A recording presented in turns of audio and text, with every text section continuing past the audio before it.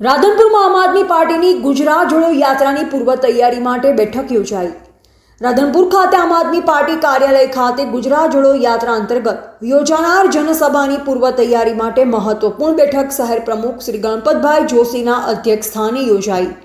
3 ઓગસ્ટે સાંજે 4 વાગે રાધનપુરના ગાયત્રી મંદિર ચોકથી ગાંધી ચોક રેલીનું આયોજન જનસભાને સફળ બનાવવા મુદ્દે મંત્રણા કરાઈ। બેઠકમાં જિલ્લાના પદાધિકારીઓ તેમજ વિધાનસભા અને તાલુકા સ્તરના જવાબદારો ઉપસ્થિત રહ્યા। જિલ્લા પ્રભારી ભીખાભાઈ નાળોદા, વિધાનસભા પ્રભારી મહેશ દાનજી ગઢવી, તાલુકા પ્રમુખ અશોકભાઈ ચૌધરી અને પૂર્વ પ્રમુખ દિનેશભાઈ ઠાકોરે માર્ગદર્શન આપ્યું અને કાર્યક્રમની જવાબદારીઓ અંગે કાર્યકરો સાથે ચર્ચા કરી કામગીરીના વિભાજન અંગે નિર્ણય લેવાયો।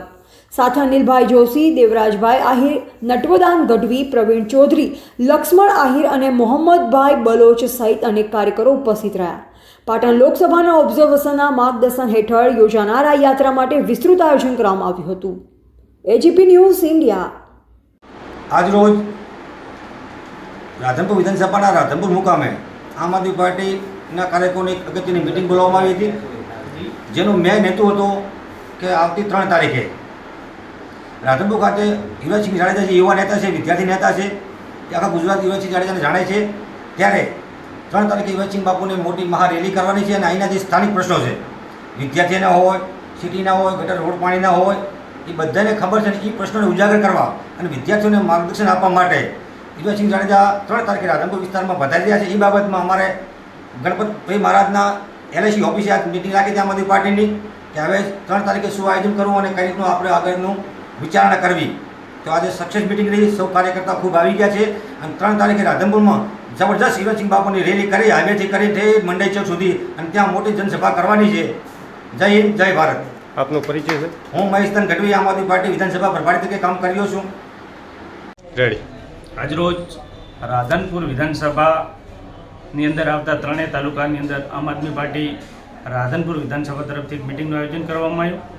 આવનારી તાલુકા પંચાયત અને જિલ્લા પંચાયતની ચૂંટણીને અનુલક્ષીને રાધનપુર વિધાનસભાની અંદર આમ આદમી પાર્ટીની આગળ રણનીતિ નક્કી કરવા અને આગળ પાર્ટી પબ્લિકને ઉપયોગી બની શકે અને લોકહિતના કાર્યો માટે સક્ષમ બને એના માટે જ મિટિંગનું આયોજન કરવામાં આવ્યું। મિટિંગની અંદર ખૂબ સારી સંખ્યામાં અમારા નવયુવાનો હાજર રહ્યા અને જો મને જુસ્સા સાથે આવનારી જિલ્લા પંચાયત અને તાલુકા પંચાયતની ચૂંટણીમાં એક નવા જોમ સાથે લડવાની તૈયારી કરી। શું નામ આપનું? મારું નામ ઠાકોર દિનેશભાઈ અમૃતભાઈ, હું રાધનપુર તાલુકા આમ આદમી પાર્ટીનો પ્રમુખ છું।